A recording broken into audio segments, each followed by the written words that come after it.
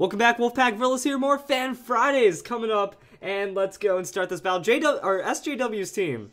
We have a Porygon 2, we have an Aegislash, we have a Klefki, we have a Quagsire, we have Mega Man Champ. Like, this team seems like something I would come up with, and it's really cool. Now, the Ferrothorn versus the Klefki, this could go in a lot of really weird directions to a degree, because Klefki offensively can't handle Ferrothorn, just Steel typing makes it hard. But Ferrothorn doesn't have a lot of, like, outright destruction against Klefki, so it just kind of really makes it to where Ferrothorn is going to get set up, but this is a defensive support Klefki, so that's a Light Screen Reflect right there, at the cost of getting a Stealth Rock set up and a Leech Seed. Now, I don't think the Leech Seed is too impactful for the Ferrothorn. Like, it means Klefki can't really stay in because it's taking % health, but Ferrothorn, it's not really going to be able to capitalize on it because it's already at full health, so we're going to see how this goes, and then that's going to be an Aegislash.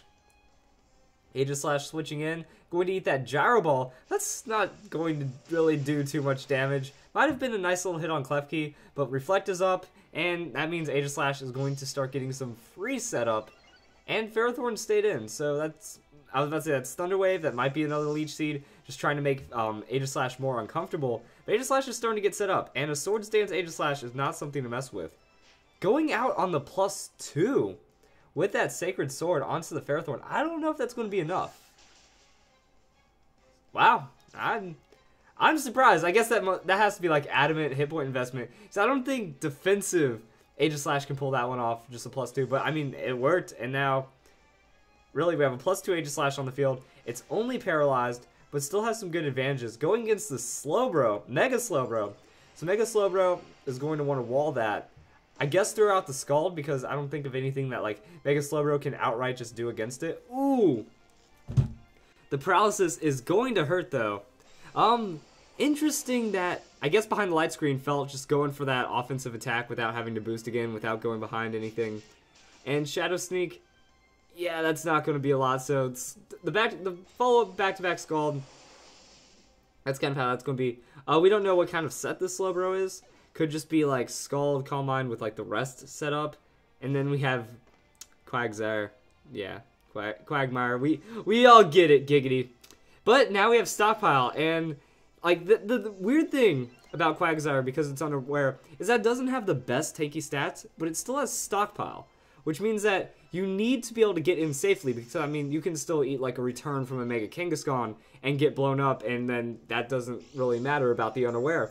But if you can get set up against something that's either setting up like Slowbro, you're going to become near unstoppable because nothing can gain momentum against you.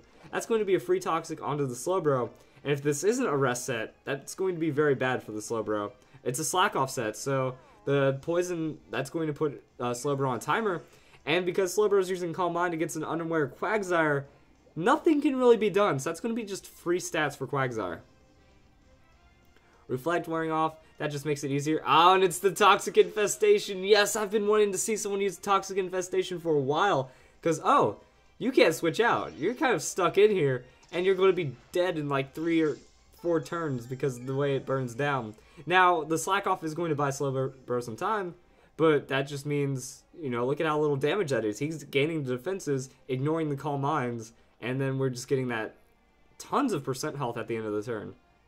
So, Stockpile yet again, Quagsire double defenses. Now he's formidable. Now nothing can really do much about it, that you can't be like, oh, I'm going to Swords Dance. Oh, I'm going to Power Up Punch Mega Kangaskhan you. No, Quagsire is going to be able to endure a lot of hits, but I don't think the opponent gets it, you know? Like, here's your PSA, public service announcement, that if you see a Quagsire, and nowadays Clefable, like Clefable has Unaware, and you're seeing more Unaware Clefable start to pop up than Magikarp. But anyway, you just can't do anything about it. So, I mean, this is like the perfect situation. You infest something, you set it in if it can't deal with you.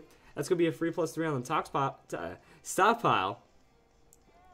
And now, you know, that's a lot of poison damage coming across. The Infestation, I think, is about to wear off, or something like that. But, I mean, Quagsire full health and at +3 on defenses, so 250% on its defenses, while taking that much toxic damage, and then that much infestation damage. That's half of its health right there.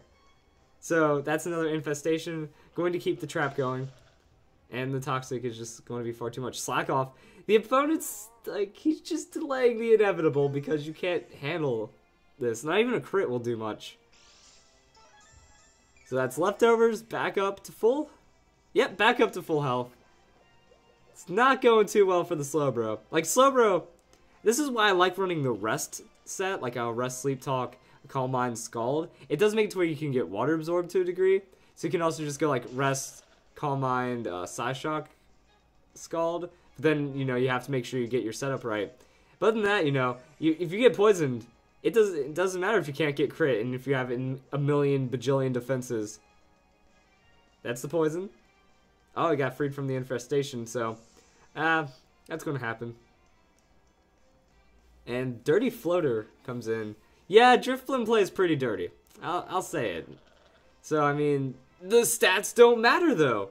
Because, well, I mean, I guess the minimize matters, and it's just going to drag the game on longer. But overall, the defense boosts don't care, and there's a minimize. So, I mean, now that Toxic's going to have to land. Toxic already having 90% accuracy, going up against the minimize, which I think turns it 75% of that 90%. So, playing the odds, and there's the Lumberry Driftblim. Oh, Lumberry Driftblim.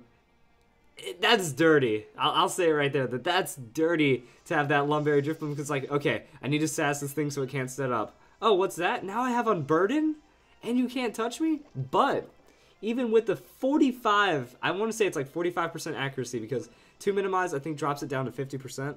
And then 90% of it, or 50% of 90% is 45%.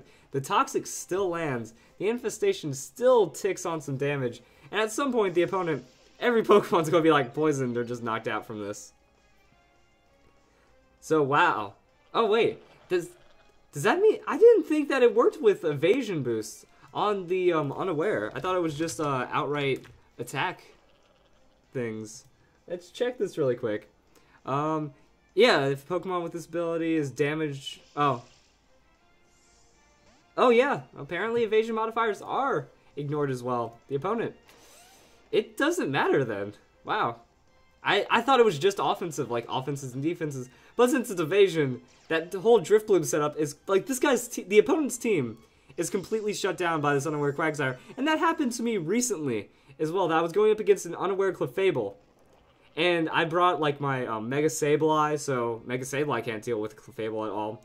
My Aegislash got knocked out early, and I transitioned my Aegislash to an Iron Head to deal with those kinds of things. My Aegislash couldn't set up and do enough damage, and, like, my whole team just got shut down by the unaware Clefable. That's pretty much what's happening here. It's like, well, your setup Pokemon just wastes time. The evasion isn't going to do anything against unaware Quagsire, apparently. That Slowbro, we've already watched that it's useless against it. Garchomp, it's already at one, it's already at a plus 3. So nothing can be done. Like, this game is over. And it's going to be all Toxic Infestation from here. But now, because of, yeah, now you just get to spam recover and be all happy about it. But now, since Garchomp doesn't have any sustain, no shenanigans, you know, that Toxic Infestation combo, we're going to watch it just burn down right here. So, maybe next turn? Is that enough damage for the next turn? Because, I mean, that Infestation looked like it hit hard. And Toxic's getting up there. And that Earthquake isn't really doing too much. So, a little extra chip damage on the Infestation. Rough Skin. It's interesting that Infestation makes contact. Leftovers at the end of the turn. But Garchomp. That's going to be a lot. Nope, not enough on the Infestation, it looks like. But I don't think it matters, because at the end of this turn, even if it's freed by the Infestation, it's still taking that toxic damage. So that's just going to be free recover, and that's a knockout. And I think the opponent's kind of done after that. So Quagsire's animations are really hilarious. Kind of scary, because it's just like, wow, and then that's its recover, and its moves, and that was a really weird noise I made, but...